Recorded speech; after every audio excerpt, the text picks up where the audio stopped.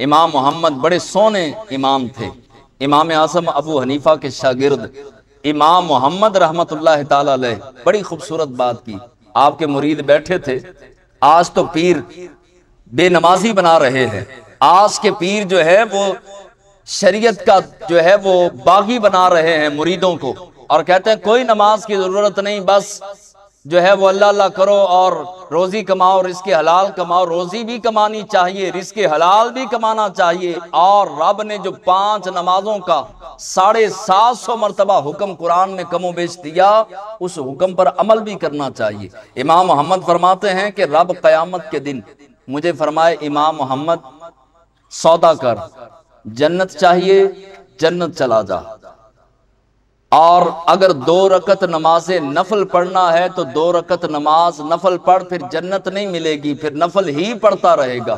امام محمد فرماتے ہیں مجھے پیدا کرنے والے کی قسم میں جنت نہیں جاؤں گا، 2 رکعت نماز نفل پڑھوں گا۔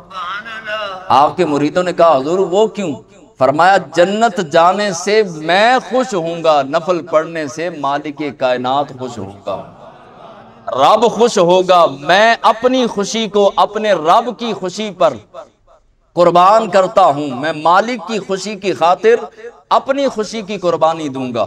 کوفے میں ایک کلی تھا، لوگوں کا سامان اٹھانے والا۔ لوگ کہتے ہیں کہ نماز اس لیے ہلکی جانتے ہیں کہ نماز کا اجر قیامت والے دن ملے گا، نماز کا اجر قبر میں ملے گا، نماز کا اجر میدان محشر میں ملے گا، تو لوگ ہلکا جانتے ہیں۔ نماز پڑھ لی تو ٹھیک ہے، نماز نہیں پڑھی تو گناہ ہی نہیں سمجھتے کہ نماز کو ترک کرنا کتنا بڑا۔ 9 کروڑ، بعض علماء نے فرمایا کہ 80 کروڑ، بعض نے 90 کروڑ، بعض نے 60 کروڑ سال، بعض نے 80 کروڑ سال جہنم کی آگ میں جلایا جائے گا۔ کوفے کا ایک کلی تھا، اس نے جو ہے وہ اس کا کام یہ تھا کہ لوگوں کا سامان لیتا، سواری پہ رکھتا، ان کے گھر پہنچا دیتا اور کرایہ لے لیتا۔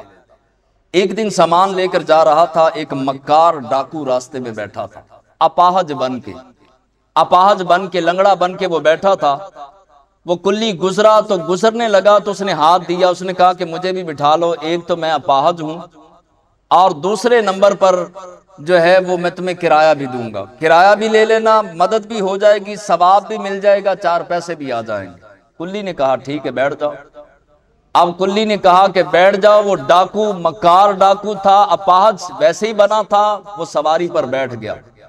اب سواری پر بیٹھا تو تھوڑا سا سفر ہوا تو کہنے لگا جس راستے پہ تو جا رہا ہے یہ راستہ بڑی دور بڑا لمبا پڑتا ہے، میں درمیانی راستہ جانتا ہوں، اس طرح کر کے درمیانی راستے چل، راستے میں پانی بھی ہوگا، راستے میں جو ہے وہ درخت بھی ہیں، چھاؤں بھی ہے، کچھ دیر وقفہ بھی کریں گے، اور یہ راستہ بھی جو میں بتا رہا ہوں یہ چھوٹا راستہ ہے۔ کلی نے کہا ٹھیک ہے، اگر تجھے پتا ہے، مجھے تو نہیں پتا، اگر تجھے پتا ہے تو چلتے ہیں۔ ڈاکو والے راستے کلی نے اپنی سواری کو ڈال دیا۔ اب گزرتے جا رہے ہیں، مزید سفر ہوا تو وہی مکار ڈاکو چھلانگ مار کے سواری سے نیچے اترا۔ یہاں پر علماء فرماتے ہیں اسی لیے شارٹ کٹ کے چکر میں نہیں پڑنا چاہیے، بعض مرتبہ بندہ ڈاکوؤں کے ہتھے چڑھ جاتا ہے۔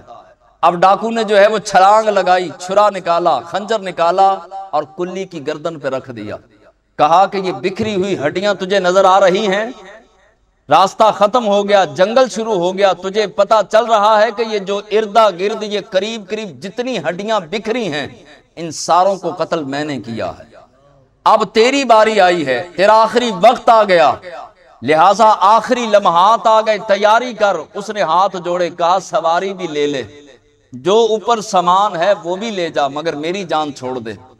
وہ ڈاکو کہنے لگا نہیں، میرا اصول ہے کہ میں لوٹتا بھی ہوں اور لوٹنے والے کو مار بھی دیتا ہوں تاکہ ثبوت نہ بچے۔ اس نے کہا چلو ٹھیک ہے، تو نے مار ہی دینا ہے، سجدے کی طاقت دیکھیے۔ کہا کہ ٹھیک ہے، اگر تو نے مار ہی دینا ہے تو میری آخری خواہش ہے کہ میں 2 رکعت نماز نفل پڑھ لوں، اگر تو اجازت دے۔ ڈاکو نے کہا جلدی کر۔ اب جو ہے وہ کلی نیچے سواری سے اتر کے جو ہے وہ اس نے 2 رکعت نماز نفل پڑھے۔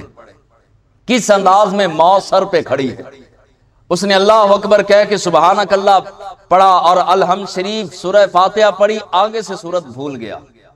دل کے اندر جو ہے وہ صورت یاد کرتا ہے. بہت ساری صورتیں زبانی یاد تھیں مگر موت سر پہ کھڑی ہو تو بندہ بھول ہی جاتا ہے. اب بھول گیا, صورت یاد کوئی نہ آئے لیکن قرآن کی آیت یاد آ گئی, مولا تجھ سے زیادہ قریب اور کون ہے جو میری مدد کرے, میری جان بچائے. مولا تو ہی ہے سازگار, تو ہی مدد کرنے والا ہے. رکوع کیا, سجدہ کیا, جب سجدے میں سر رکھا دل ہی دل میں رب سے کنیکشن ہوا, رب سے بات کرنے لگا. مولا موت سر پہ کھڑی ہے, چھوٹے چھوٹے بچے ہیں, ابھی یہ چند لمحات کے بعد خنجر سے میرا سر قلم کر دے گا, مولا میری مدد فرما. ابھی نماز پوری نہیں ہوئی تھی, گھوڑ سوار آیا, ایک گھوڑے پر جو ہے وہ جوان سوار نقاب پوش آیا, اس نے ڈاکو کا سر قلم کیا.